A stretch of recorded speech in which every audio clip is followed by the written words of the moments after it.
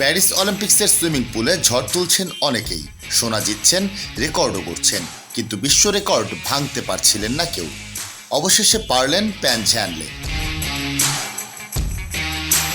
100 metre free স্টাইলে সেরার মুকুট জয়ের পথে নিজেরই গড়া বিশ্ব রেকর্ড ভেঙেছেন এই চীনা তরুণ। প্যারিস লা ডিফসা অ্যারেনায় 46.40 সেকেন্ড টাইমিং করে 100 মিটার ফ্রি স্টাইলে সোনা জেতেন ঝ্যানলে। 19 বছর বয়সী এই সাঁতারু গত ফেব্রুয়ারিতে দোহার সুইমিং পুলে 46.80 সেকেন্ড সময় নিয়ে বিশ্ব রেকর্ড করেছিলেন। 0.40 সেকেন্ড কম সময় নিয়ে 6 মাসের মধ্যে নিজের রেকর্ড ভেঙে নতুন করে গড়েছেন এই চীনা সাঁতারু।